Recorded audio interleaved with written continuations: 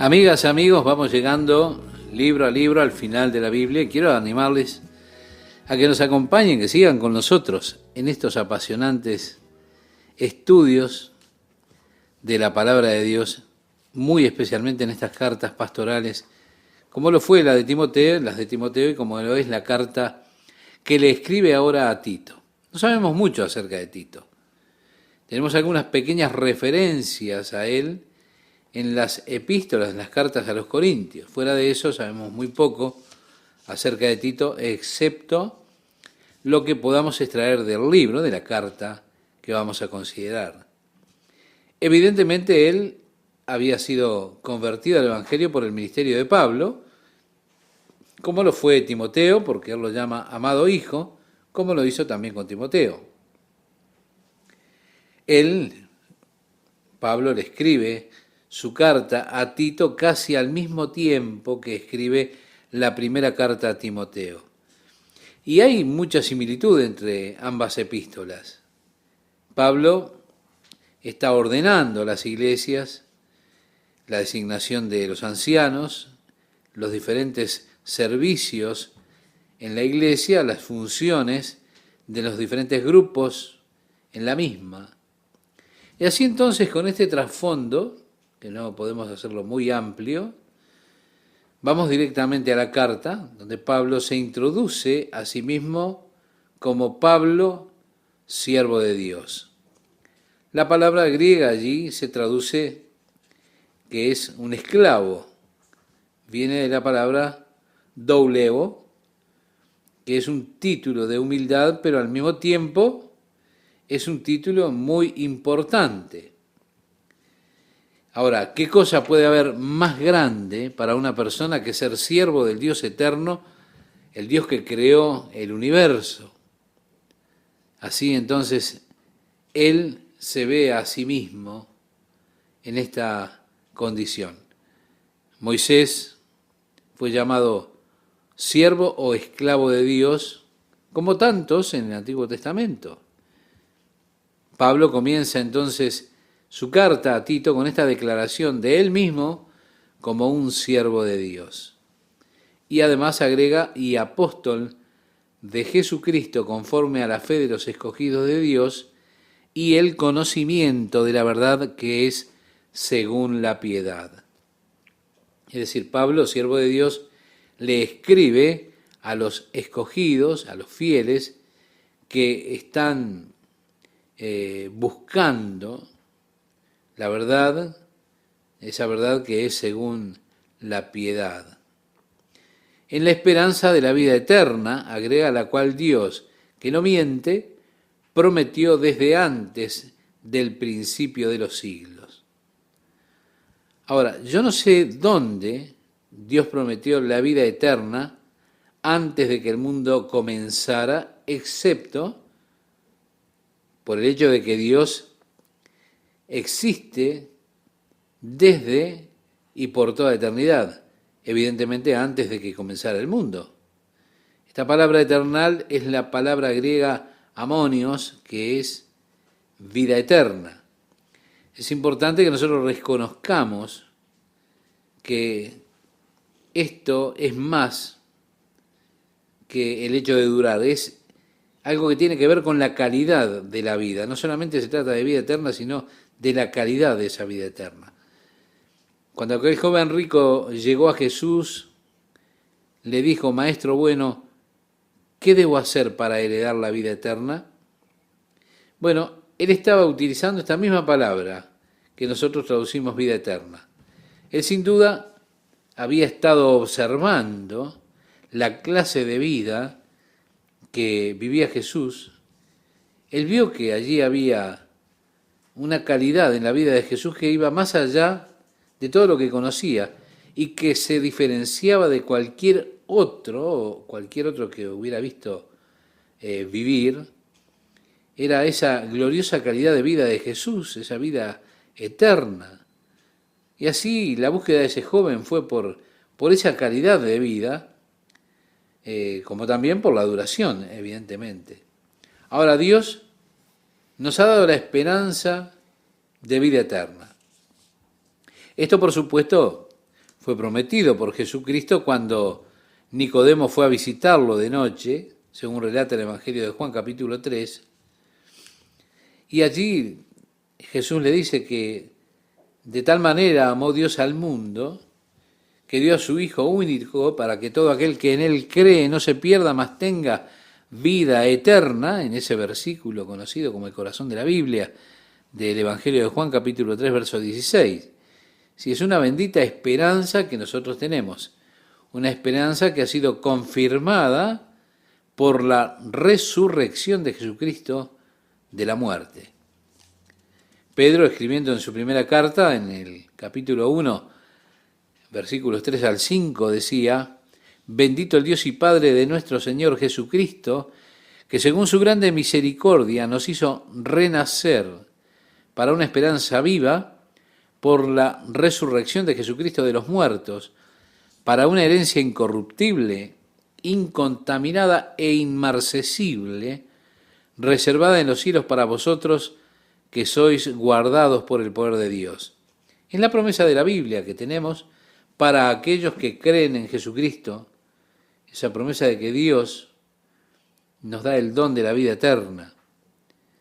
Luego leemos en la primera carta de Juan, en el capítulo 5, verso 11, y este es el testimonio, que Dios nos ha dado vida eterna y esta vida está en su Hijo. Así que es razonable asumir que esta promesa de vida eterna es una promesa totalmente válida.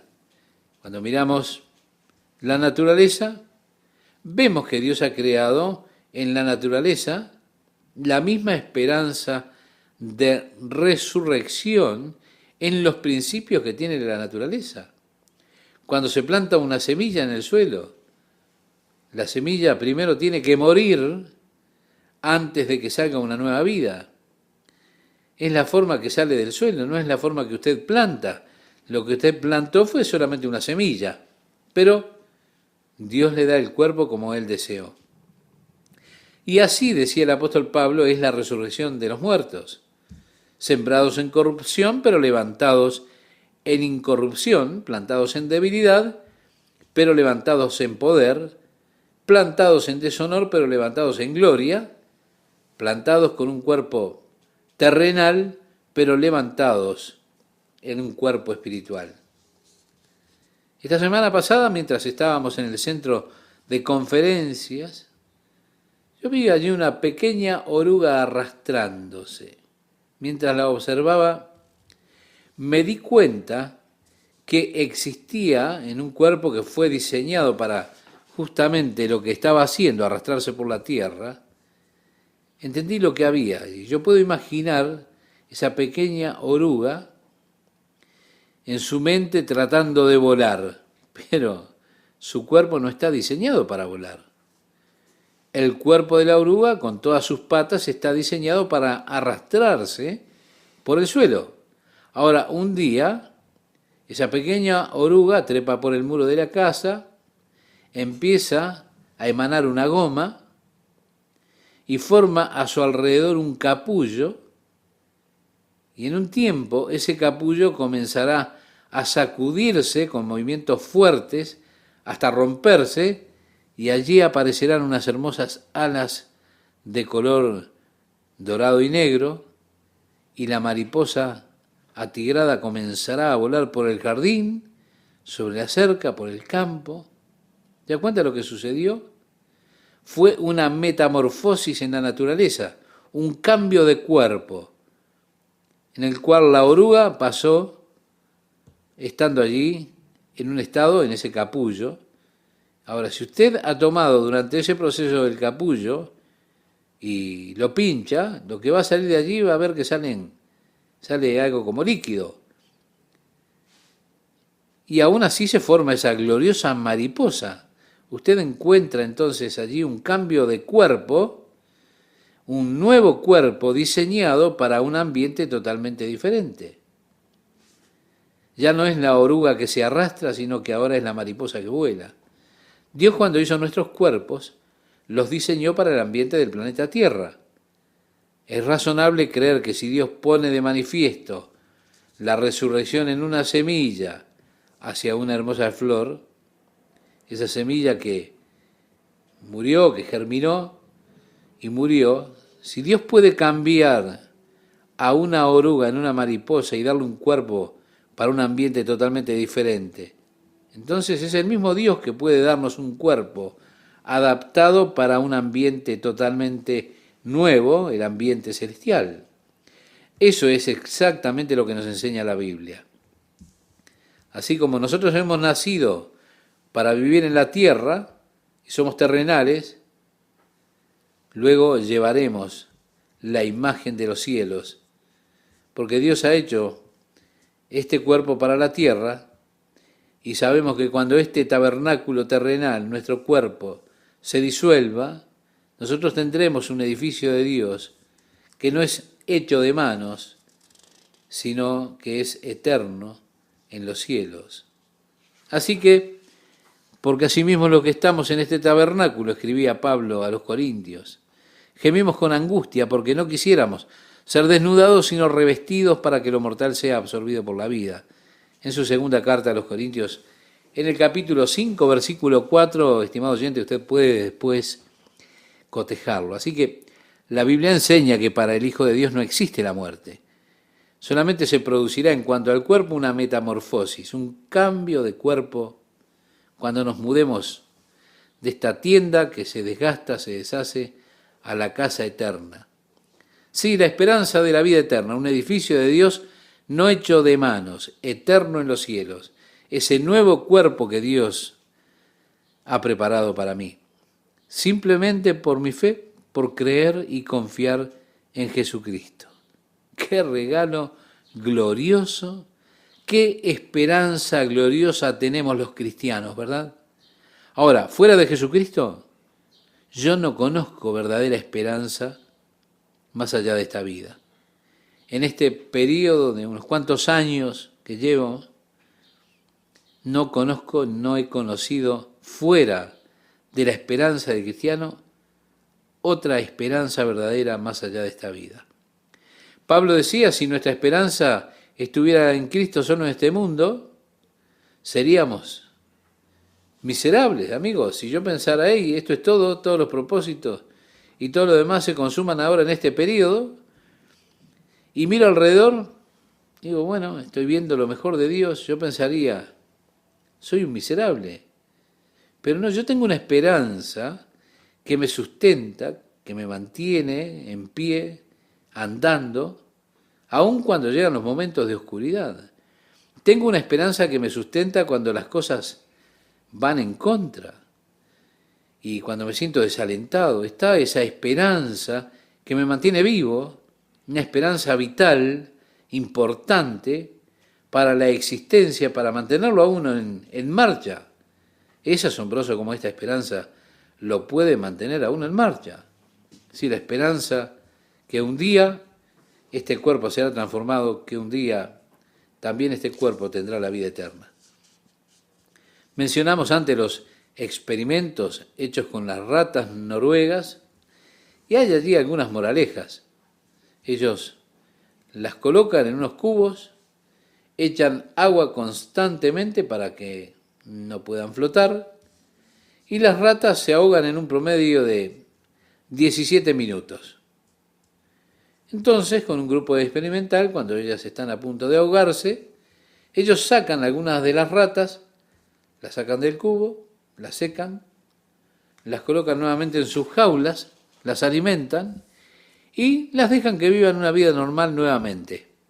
Más adelante, luego, que ya se recuperaron totalmente, que ya tienen recuperada su salud, las colocan en el cubo bajo las mismas condiciones.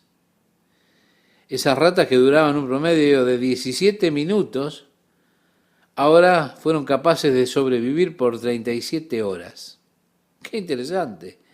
Los psicólogos que condujeron el experimento lo atribuían al hecho de que las ratas habían experimentado una experiencia salvadora, es decir, ellas estuvieron ya casi ahogadas cuando fueron salvadas. Así que ellas esperan, evidentemente, la salvación otra vez, y eso las mantiene en lucha, en marcha, no solo 17 minutos, sino por 37 horas. La esperanza hizo la diferencia, la gran diferencia. Ahora, déjeme decirle, qué gloriosa esperanza tenemos nosotros. No permita que nadie le quite esa esperanza a usted, porque esa esperanza es la esperanza en Jesucristo, de vida eterna, vida hecha por Dios, la vida que es de Dios, la promesa de Dios. Es realmente algo tan seguro porque Dios no puede mentir. La palabra de Dios no puede fallar. Nos ha dado a nosotros la promesa de vida eterna y por eso la esperanza de vida eterna es segura porque viene de Dios. Y así vivimos, en la esperanza de vida eterna, la cual Dios, que no puede mentir, prometió antes de que el mundo comenzara. Y agrega Pablo, y a su debido tiempo manifestó su palabra por medio de la predicación que me fue encomendada por mandato de Dios, nuestro Salvador. Es decir, el plan de la redención existe desde antes que el mundo existiera, porque Dios sabe todas las cosas desde antes. Ahora, no me pregunte por qué Dios, si Él sabía que el hombre iba a pecar, ¿por qué creó al hombre? Mi amigo, yo no conozco los caminos de Dios.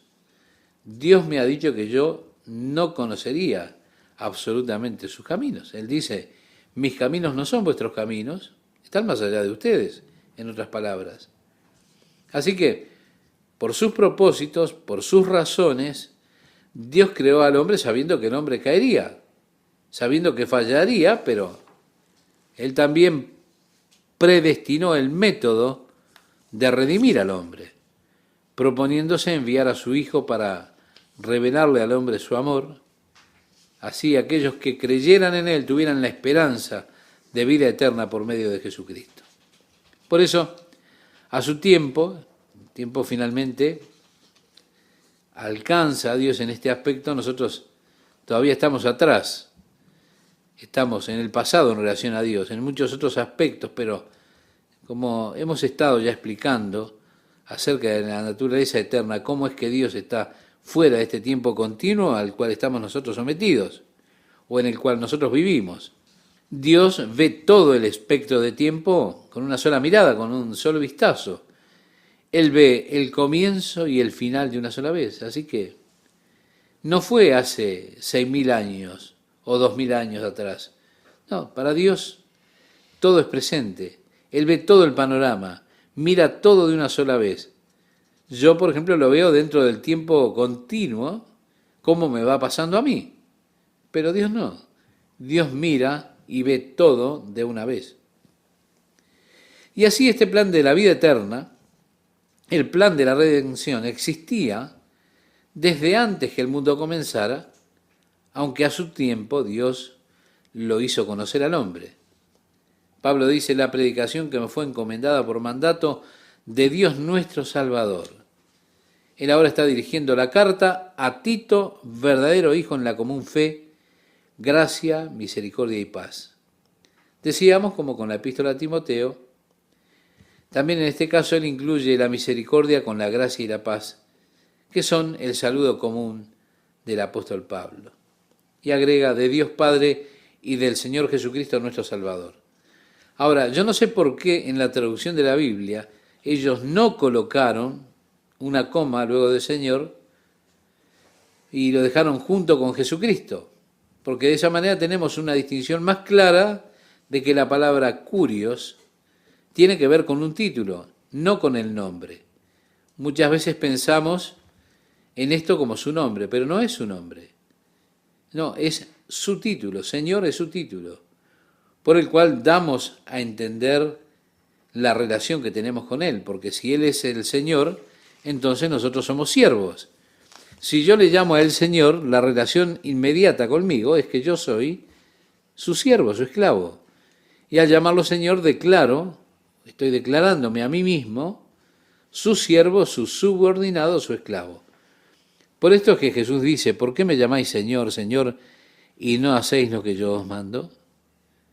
También dijo, muchos vendrán en aquel día diciendo, Señor, Señor, pero Él les dirá, yo no los conozco. Sí, muchas personas utilizan este título como si fuera un nombre y por eso no comprenden realmente el significado del título. el Señor. Ese es su título. Su nombre es Jesús. Como le dijo el ángel a María, según relata el Evangelio de Mateo, capítulo 1, verso 21, y llamará su nombre Jesús, porque él salvará a su pueblo de sus pecados.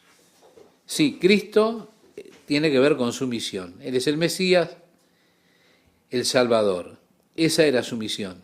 Pero su nombre es Jesús y su título para mí es Señor. Por eso a mí me gusta hacer una pausa y decir, el Señor Jesucristo. Y ponerlo separado del nombre, distinguiéndole allí esa condición de título a la palabra Señor. ¿Qué tal, amigas, amigos? ¿Cómo están? Otra vez con ustedes compartiendo este apasionante estudio de la Biblia, versículo a versículo. Filemón fue escrita esta carta por Pablo, el apóstol Pablo, a un hombre que, valga la redundancia, su nombre era Filemón y que vivía en Colosas. Fue escrita al mismo tiempo que el apóstol Pablo escribió su carta a los colosenses, a la iglesia en Colosas. Cuando el apóstol escribe esta epístola a los colosenses, hace mención que estaba enviando la carta con Tíquico y también Onésimo, que era uno de ellos mismos. Estaría llegando con Tíquico y allí llegaría con ellos la epístola. La carta a Filemón incluye a este hombre Onésimo. Onésimo fue en un tiempo esclavo de Filemón, que evidentemente le había robado dinero y se había ido, había huido. Ahora Pablo está tratando de regresarlo a Filemón junto con esta carta, en la cual el apóstol intercede por Onésimo para que Filemón lo reciba, no ya como esclavo, sino como un hermano en Cristo. Así que esta es una de las cartas que escribe Pablo desde la prisión. En esta carta Pablo no solo le pide a Filemón que tenga misericordia de Onésimo, sino que también le esté preparando un lugar a él, a Pablo, para quedarse allí, porque Pablo esperaba ser librado de la prisión pronto. ¿Cómo fue librado de la prisión? En ese primer aprisionamiento, más tarde él volvió a estar preso, fue arrestado y allí fue ejecutado. Así que él escribe, Pablo, prisionero de Jesucristo. Así comienza esta carta.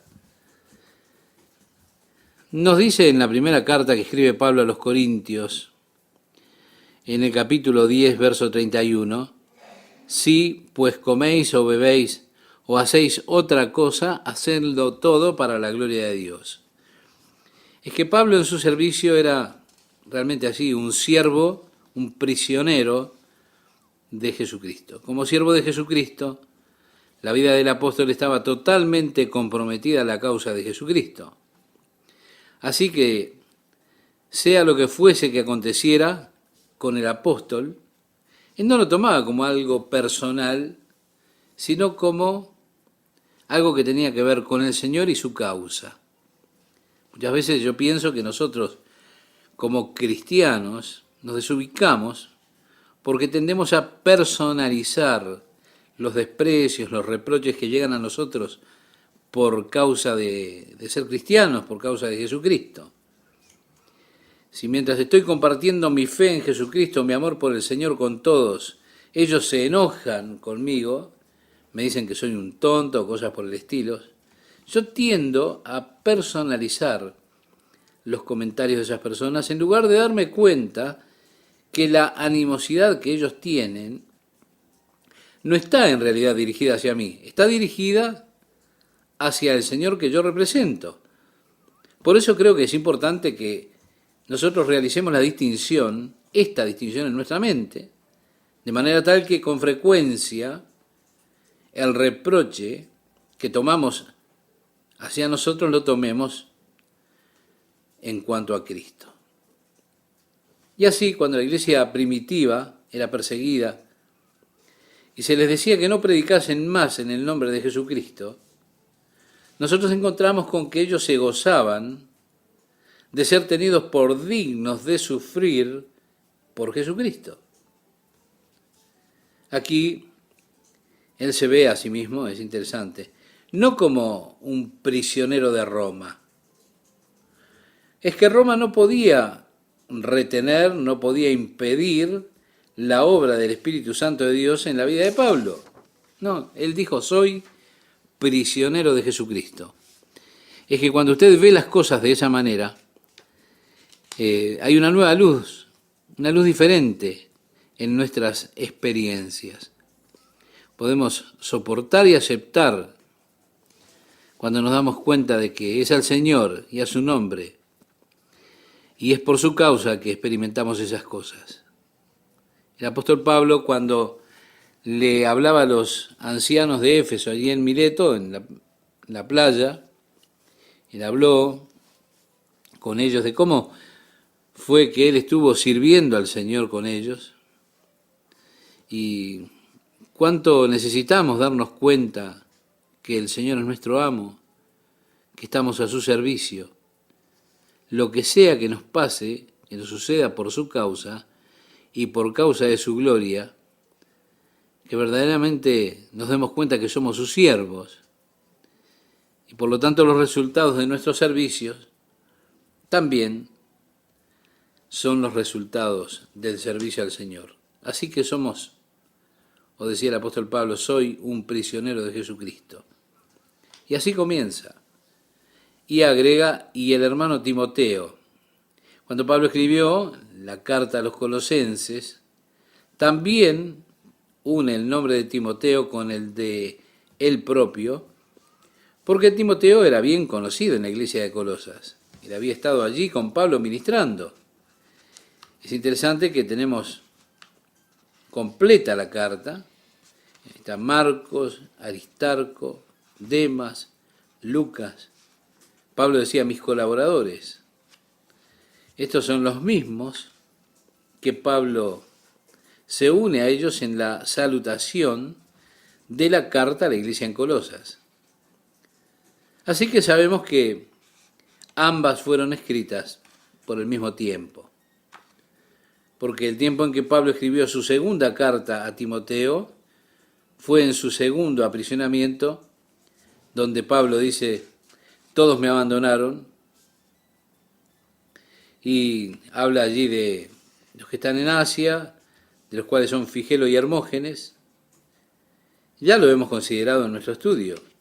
Dice también, Demas me ha desamparado amando este mundo, entre otros, ¿verdad? Así que aquí, con esta carta, o con esa carta que escribió a la iglesia en Colosas, el mismo nombre de Pablo acompaña esos otros nombres. Al final de la salutación está unido en esta epístola a Filemón. Comienza entonces uniendo a Timoteo al escribir esta carta. Al final, en la salutación, también se une a los mismos que lo vemos unido en la carta que escribe la iglesia en Colosas. Así que escribe al amado Filemón, colaborador nuestro, y a la amada hermana Apia. Ahora, esta hermana probablemente fuera la esposa de Filemón, porque Apia es un nombre femenino, que probablemente fuera la esposa de Filemón, a quien Pablo está también saludando al comienzo de esta carta. Luego dice, y a Arquipo. Hay algunos comentarios que sugieren que Arquipo era hijo de Filemón y que estaba en el ministerio. Pablo habla de Arquipo como nuestro compañero de milicia. Esta era una frase que él estaba usando acerca de los que estaban en el ministerio del Evangelio. Por eso, saludando probablemente a la casa de Filemón, a su esposa y su hijo Arquipo, su esposa Apia y su hijo Arquipo. Es lo que piensan algunos. Luego dice, y a la iglesia que está en tu casa. Al menos Filemón tuvo un estudio hogareño de la Biblia allá en la ciudad de Colosas. Y por supuesto, hubo una carta que fue enviada a toda la iglesia de Colosas, pero Pablo aquí saluda a la iglesia que está en tu casa. La palabra aquí es eclesía, que significa la asamblea de los que están congregados en tu casa. Es que en la iglesia primitiva no existían muchos edificios. Con frecuencia ellos se encontraban, se reunían en los hogares, y no era poco común que hubiese una iglesia en una casa. La iglesia en ella misma estaba constituida por 2, 3 personas que se congregaban en el nombre de Jesús. Y Jesús dijo que él habría de honrar aún esa reunión pequeña, porque él dijo en el Evangelio de Mateo, capítulo 18, verso 20, donde están congregados 2 o 3 en mi nombre, allí estoy yo en medio de ellos. Bien, Filemón tenía en su casa, había una iglesia o una comunidad, un estudio bíblico en su propia casa. Pablo continúa diciéndole, gracia y paz a vosotros de Dios nuestro Padre y del Señor Jesucristo, un típico saludo del apóstol Pablo, gracia y paz de Dios nuestro Señor Jesucristo. Luego dice, doy gracias a mi Dios haciendo siempre memoria de ti en mis oraciones. Sí, siempre hacemos énfasis en esto, que los hombres que Dios usa son hombres de oración, entre otras cosas. Y es interesante con cuánta frecuencia el apóstol Pablo hace referencia a su vida propia personal de oración. Porque cada una de las epístolas, en cada una, él menciona que está orando por ellos continuamente. En algunas de ellas dice que está intercediendo por ellos día y noche. Es que la vida de Pablo era una vida de oración, constante oración, porque Pablo se dio cuenta que había poder de Dios en la oración. Usted verá aquí que estaba Pablo aprisionado en Roma. Él está sentado allí, como se cree, en la prisión mamertina, encadenado a un guardia romano, y Roma no podía detener el testimonio de Jesucristo, porque Pablo, por medio de la oración, continuaba la obra de Dios en todas las iglesias que él había establecido, orando así por ellos. Usted verá, la cosa interesante acerca de la vida de oración es que no está atada esa vida a la localidad como lo está el servicio. Pensamos que servir al Señor es probablemente una de las cosas más importantes que podemos realizar. Más importante que el servicio, mi amigo, mi amiga, es la oración. Porque hay ocasiones cuando a través de las circunstancias que se descontrolan, nuestro servicio se limita o se puede ver limitado, como en el caso de Pablo. Usted quizás está sentado allí en una celda, está encadenado a un guardia romano, su servicio es bastante restringido, pero no podían restringir el poder de la vida de oración de Pablo. Así que él estaba allí continuando en ese ejercicio muy dinámico y poderoso de la oración, porque por medio de la oración él iba alrededor de varias iglesias, varios individuos mencionados en ellas por nombre, y aquí está hablando de cómo él entonces hacía su obra de oración por las iglesias y también ahora por Filemón, que lo menciona siempre en sus oraciones. Pablo no tenía duda. Él tenía una lista de oración muy extensa. Él oraba por todas las iglesias específicamente. Después oraba por los líderes de las iglesias, por cada uno, por nombre, sosteniéndoles en oración delante del Señor. Así que ese tremendo poder estaba allí cuando estaba sentado en la cárcel.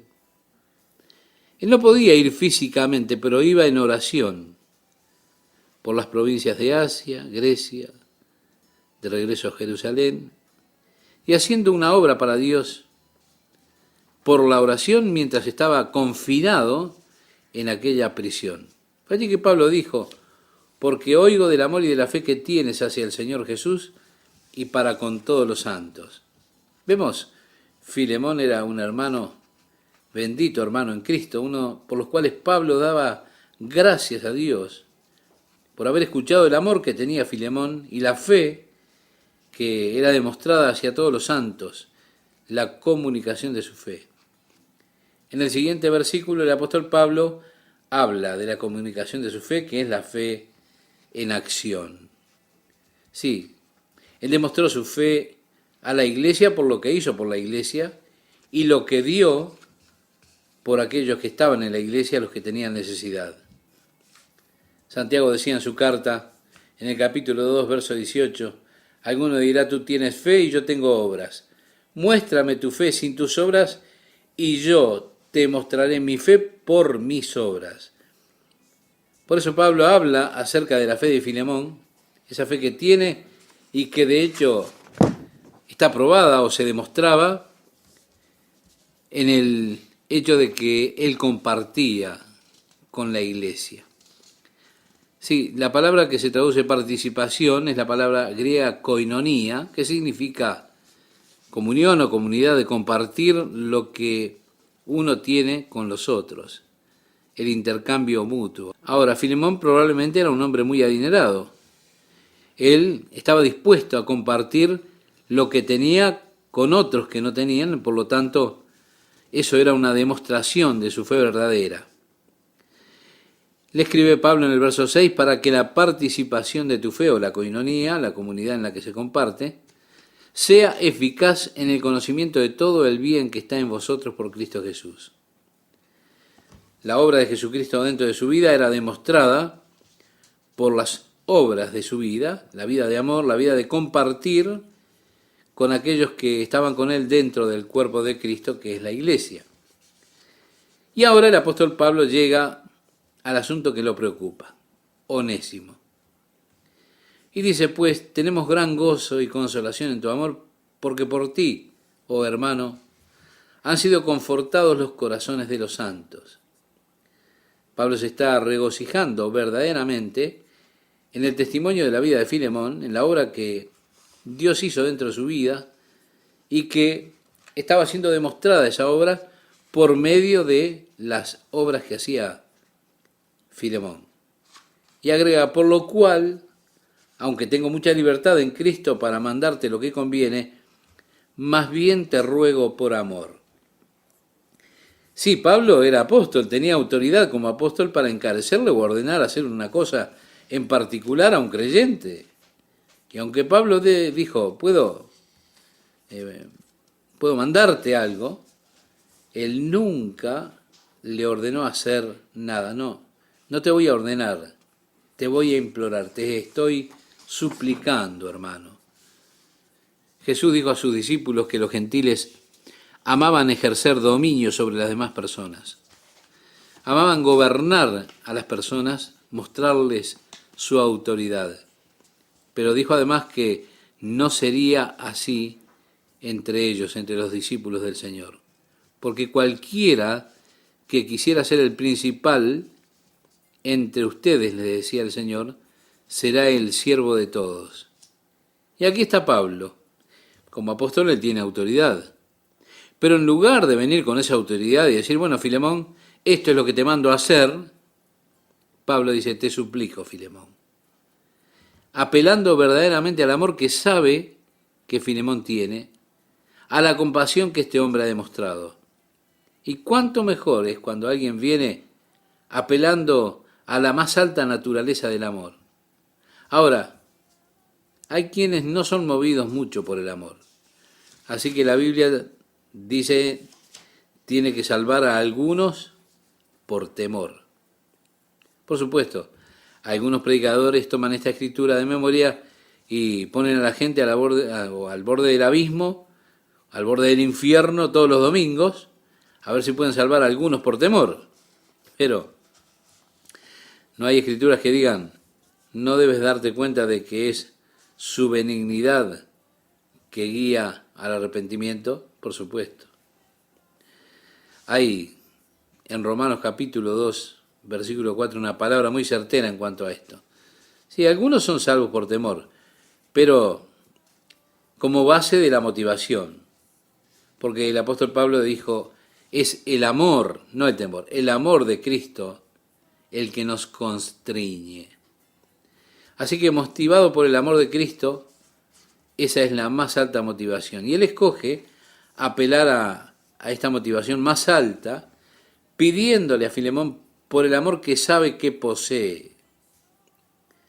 Por lo tanto, aunque podría ser muy íntegro en Cristo para ordenarle hacer esto, con todo, por causa del amor que sabe que posee Filemón, le dice, por lo cual, aunque tengo mucha libertad en Cristo para mandarte lo que conviene, más bien te ruego por amor, siendo como soy, Pablo, ya anciano. Ahora, dice anciano, ¿cuántos años tendría Pablo cuando escribió esta carta? Probablemente fue escrita al final de la década, la primera década de los 50, o a principio de la década del 60 de nuestra era. Pero él había pasado tantas dificultades en su ministerio por causa de Cristo que su cuerpo estaba realmente destruido. Él habló de su enfermedad oftalmológica muchas veces. Así que cuando usted piensa, bueno, él tenía alrededor de 60 años, es solamente mirando el estado de salud del cuerpo del apóstol Pablo que uno puede entender que hable de sí mismo como anciano. Dice, y ahora además de anciano, prisionero de Jesucristo. Reitero, no reconociéndose a sí mismo como un prisionero de Roma, no. Él se reconoce otra vez como prisionero de Jesucristo. Aquí estamos juntos otra vez, amigas y amigos, para compartir la palabra de Dios. El versículo 5 dice, por esta causa te dejé en Creta para que corrigieses lo deficiente y establecieses ancianos en cada ciudad, así como yo te mandé. Bien, Creta tenía una reputación muy mala. Las personas de Creta eran conocidas por la inescrupulosidad que tenían. Había en los tiempos antiguos lo que ellos llamaban las 3 C malvadas. Es decir, una C correspondía a los cretenses, otra a los sicilianos y otra a los capadocios. Pero los peores de todos decían ellos que eran los cretenses. De hecho, una palabra griega, cresia, es una palabra que hace referencia a un hombre que tiene tanta hambre de dinero que es deshonesto e inescrupuloso en todos sus momentos. Así eran conocidos los cretenses, es decir, los de Creta. Aún así, en ese ambiente estaba formándose el cuerpo de Cristo, que es la iglesia.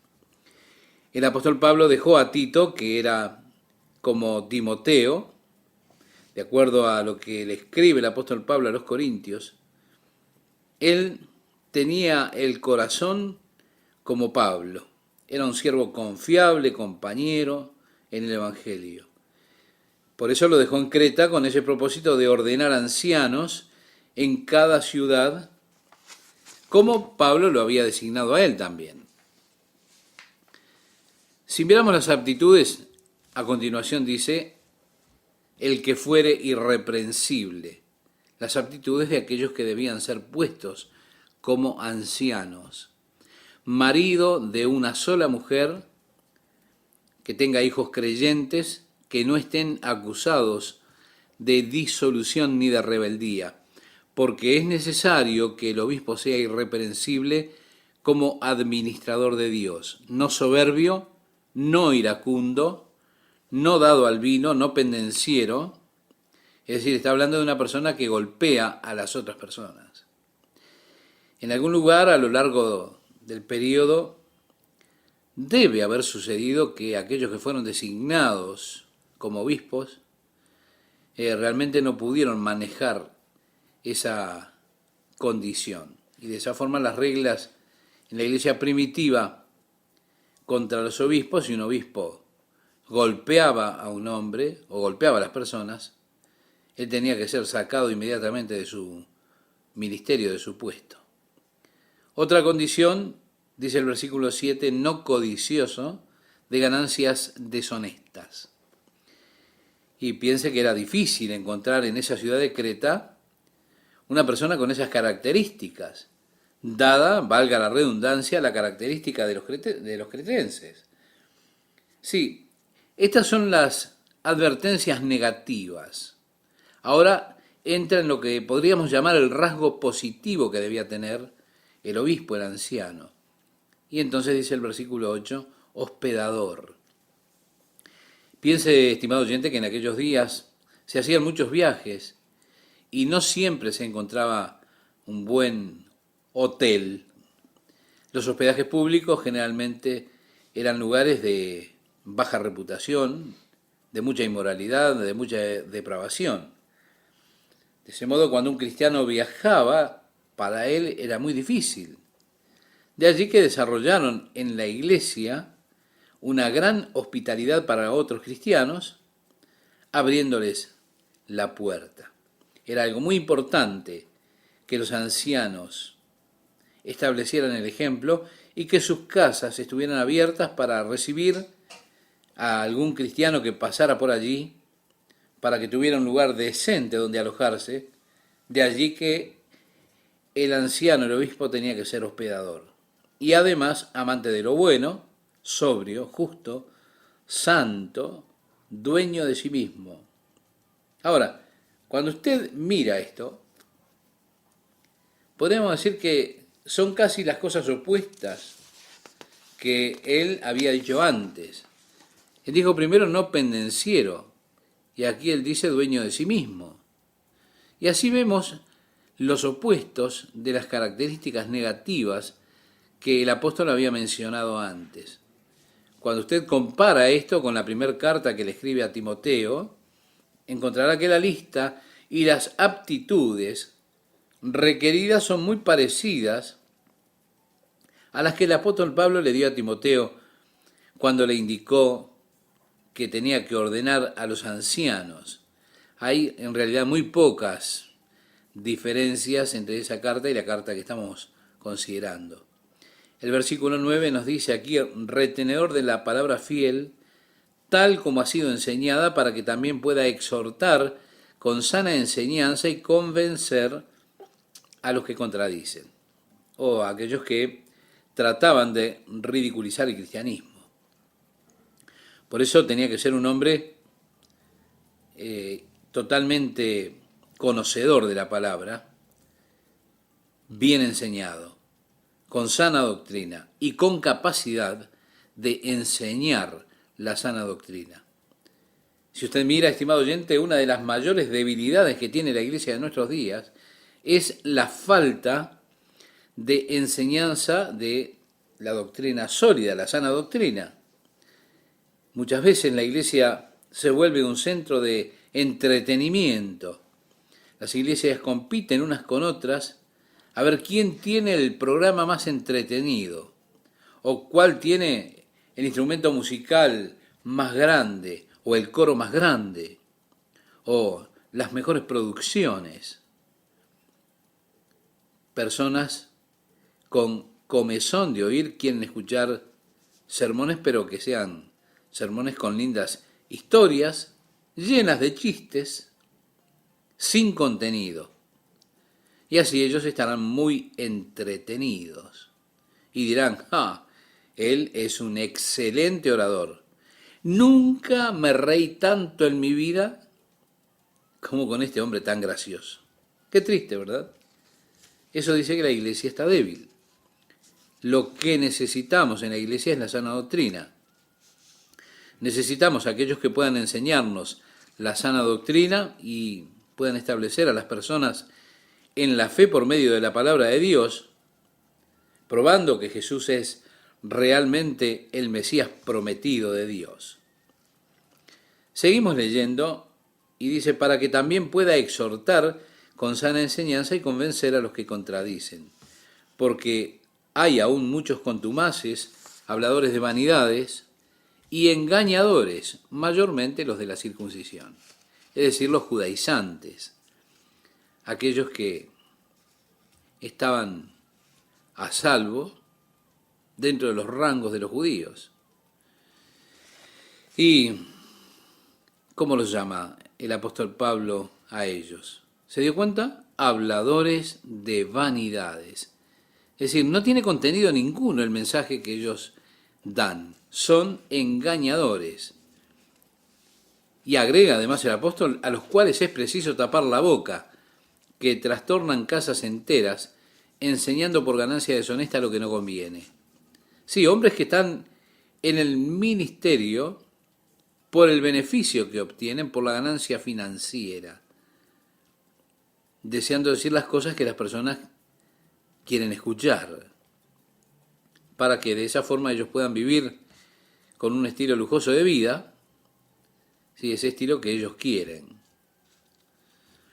Luego dice el apóstol, uno de ellos, su propio profeta, dijo, los cretenses, siempre mentirosos, malas bestias, glotones ociosos. ¿Se da cuenta? Decía, este testimonio es cierto. Ahora, podríamos preguntarnos, ¿qué está diciendo el apóstol aquí? ¿Que esto es cierto? ¿Es cierto esto de los cretenses? ¿Ellos siempre son mentirosos, malas bestias, glotones ociosos? Bueno, en cuanto a los cretenses, eso era bastante cierto. Muchos de ellos, claro, las generalizaciones nunca son exactas. Usted no puede decir todos los cretenses, no se puede generalizar. Pero sí, es cierto que muchos de ellos lo eran. Cuando Pablo dice, este es un verdadero testimonio, lo que él está diciendo, que él sabía que algunos, de hecho, decían eso. Uno de los profetas de ellos, estaba hablando de los cretenses, decían eso y dice, este testimonio es verdadero, por tanto, repréndelos duramente. Y aquí está Tito, que debe ponerse frente a estos falsos maestros, estos hombres que andan buscando su propia gloria, su enriquecimiento, y debe reprenderlos duramente. ¿Para qué? Lo dice a continuación, para que sean sanos en la fe, no atendiendo a fábulas judaicas, ni a mandamientos de hombres que se apartan de la verdad. Así que aquellos judaizantes eran una plaga para Pablo. En cualquier lugar que él fuera, quien enseñó a las personas y la mezcla de la fe y la ley para ser salvos, Pablo estaba siempre contra ellos. Luego dice, todas las cosas son puras para los puros. Si recuerda, estimado oyente, Jesús dijo, no es lo que entra en la boca del hombre lo que lo contamina, sino lo que sale, porque de la abundancia del corazón habla la boca. Así que lo que Jesús estaba diciendo es que lo que realmente importa es lo que hay en el corazón del hombre. Y aquí dice, todas las cosas son puras para los puros. Yo diría, oh Dios, haz de mí un hombre puro. Luego expresa, más para los corrompidos e incrédulos, nada les es puro, pues hasta su mente y su conciencia están corrompidas. Yo he estado cerca de este tipo de personas y me siento entonces como tomándome un baño o una ducha, es decir, me siento realmente refrescado cuando me alejo de ellos, porque lo único que hay en sus bocas es esa basura que ellos echan continuamente. Dice el apóstol, profesan conocer a Dios, pero con los hechos lo niegan, siendo abominables y rebeldes, reprobados en cuanto a toda buena obra. Pablo le advierte a Tito acerca de estos falsos maestros y le dice, pero tú habla lo que está de acuerdo con la sana doctrina. ¿Se da cuenta? Otra vez tenemos el énfasis, la exhortación en cuanto a la sana doctrina. Y le manda que enseñe que los ancianos sean sobrios, serios, prudentes, sanos en la fe, en el amor, en la paciencia. Algo hermoso de ser. Parece que la edad o el pasar de los años nos va serenando. Los hombres mayores deberían suavizarse en la medida que avanzan en edad. Y eso es bueno, lo necesitamos. Necesitamos ser más comprensivos, compasivos, y al tratar con los defectos de los demás, tener mucha compasión y comprensión, tener mansedumbre. Decía el apóstol, escribiéndole a los Gálatas, en el capítulo 6 de esa carta, verso 1, hermanos, si alguno fuere sorprendido en alguna falta, vosotros que sois espirituales, restauradle con espíritu de mansedumbre, considerándote a ti mismo, no sea que tú también seas tentado. Es que las personas más jóvenes tienden a ser más duras, más severas, porque todavía no experimentaron esas cosas de la vida que evidentemente llegan y son duras. Y bueno, está esa naturaleza que tiene la tendencia en la juventud a que seamos más duros, y después, con el vivir esas experiencias, la persona se va volviendo más sensible. Y así los ancianos, que sean sanos en la fe, en amor y paciencia. Luego dice las ancianas, asimismo sean reverentes en su porte, no calumniadoras, no esclavas del vino, maestras del bien, que enseñen a las mujeres jóvenes a amar a sus maridos y a sus hijos. Si usted recuerda, estimado oyente, lo hemos mencionado en aquella cultura donde la mayoría de las mujeres permanecían en sus habitaciones y no se mezclaban socialmente. Iban al mercado público acompañadas, nunca solas. Había, de hecho, muy poco para que las mujeres pudieran hacer. La vida era bastante pesada. De allí que prevaleciera mucho el alcoholismo entre las mujeres, porque ellas buscaban de alguna manera escapar de esa vida pesada. Por eso está este énfasis sobre que sean sobrias, que amen a sus esposos y amen a sus hijos. Oh Dios, necesitamos este tipo de maestras en este tiempo, en el día de hoy, cuando toda nuestra cultura presiona a las mujeres para que encuentren una carrera, que hagan su camino en el mundo. ¿Para qué estar en la casa? ¿Para qué dedicar la vida a los hijos? No, póngalos en un lugar que los cuiden y usted vaya y busque su lugar en el mundo, haga su vida, su carrera. ¿Se da cuenta cómo necesitamos a aquellas mujeres que enseñen a las más jóvenes cómo amar a sus esposos, cómo amar a sus hijos, cómo criarlos? Dice aquí, a ser prudentes, castas, cuidadosas de su casa, buenas, sujetas a sus maridos, para que la palabra de Dios no sea blasfemada. Uno de los productos derivados más tristes del fracaso de un cristiano es que le da ocasión a los enemigos de Dios para que encuentren defectos en el cristianismo y eso sea un motivo de blasfemar a Dios.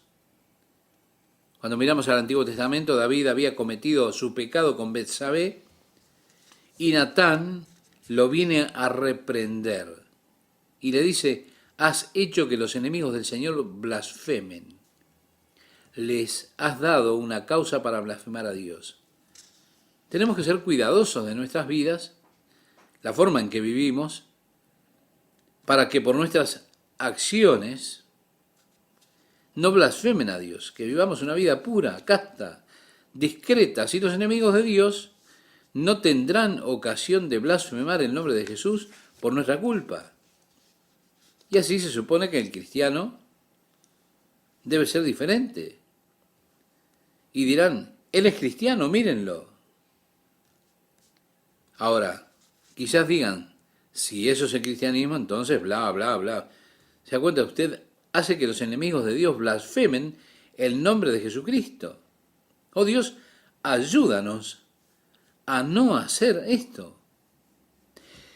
En el capítulo 2, versículos 6 y 7, vamos a leer, dice, exhorta asimismo a los jóvenes a que sean prudentes, presentándote tú en todo como ejemplo de buenas obras. Es decir, Pablo le estaba recomendando a Tito, no solamente se trata de que se lo digas a ellos, tú mismo sé un ejemplo. Eso es lo que le dijo también a Timoteo, sé ejemplo de los creyentes. El apóstol Pablo, cuando estaba hablándole a los ancianos de Éfeso, en su última visita que se registra en el libro de los Hechos, en el capítulo 20, él los citó allí en Mileto y les dijo, ustedes saben que durante los 3 años que estuve con ustedes noche y día mostrándoles y enseñándoles. Mi amigo, mi amiga, él no estuvo solamente enseñando preceptos, sino que el apóstol también estuvo demostrando el estilo de vida que él tenía. Y así le dice ahora a Tito, mira Tito, que tu vida sea la demostración de lo que dices. Muestra, Tito, muestra. Vive delante de ellos esa clase de vida. Enséñales que deben ser sobrios, pero en todas las cosas da tú el ejemplo. Establece tú el patrón para ellos. El patrón por medio de las buenas obras. El verso 8 dice, en la enseñanza mostrando integridad, seriedad, palabra sana e irreprochable, de modo que el adversario se avergüence y no tenga nada malo que decir de vosotros. Ahora, hay personas que de todas maneras van a decir cosas malas acerca de usted por el simple hecho de que usted es un cristiano, y eso a ellos no les agrada. No les agrada para nada, los pone mal.